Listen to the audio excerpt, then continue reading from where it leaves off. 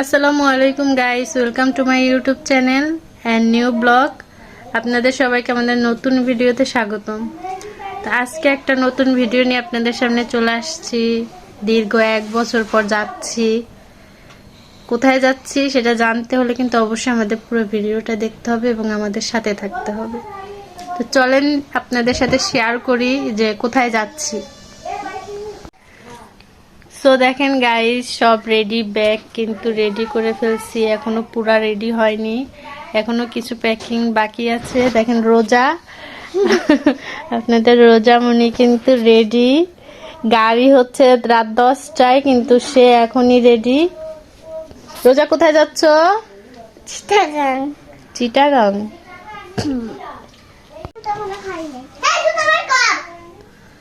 Guys রাত 10টায় গাড়ি, এখন বসে বসে কি করব তাই চা বানিয়ে কেক দিয়ে খাচ্ছি। আমার মেয়েরা দুজনই রেডি যাওয়ার জন্য, অনেক এক্সাইটেড, বছরে একবার যায়।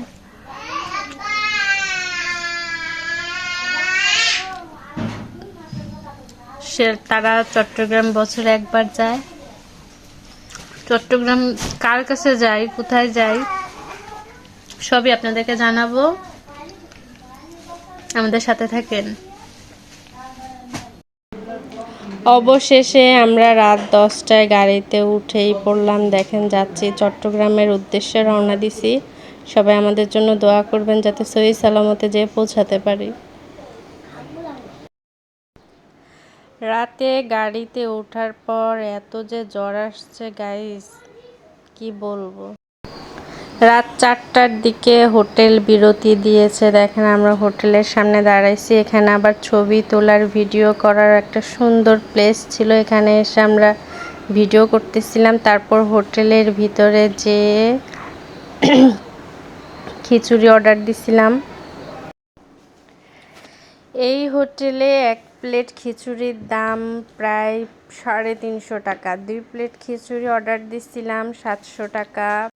পানি আর কফি দিয়ে প্রায় 800 টাকা পড়ে গেছিল গাইস। চট্টগ্রামে যাচ্ছি আমার বাবার বাড়ি। দীর্ঘ 1 বছর পরে বাবার বাড়ি যাচ্ছি চট্টগ্রাম। দেখেন ভোর 6টা 10 মিনিটের ভিডিও। প্রতি বছরে একবার আমি বাবার বাড়ি আসি। বাপের বাড়ি যাওয়ার ফিল শুধু বিবাহিত মেয়েরাই বোঝে। যারা হঠাৎ বছরে একবার যায় তারাই বুঝতে পারে যে ফিলটা কেমন। গাইস আস্তে আস্তে সকাল 7টা আমাদেরকে একে খান নামিয়ে দিয়েছে। একে খান থেকে সিএনজি নিছি। একে খান থেকে বাসায় যেতে যদি রাস্তায় জ্যাম থাকে তাহলে 1-1.5 ঘন্টা লাগে, আর জ্যাম না থাকলে 20-25 মিনিট।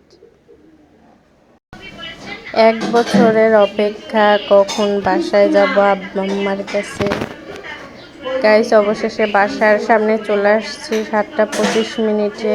যে বাসার সামনের রাস্তায় আম্মা ওই যে সামনে হেঁটে যাচ্ছে।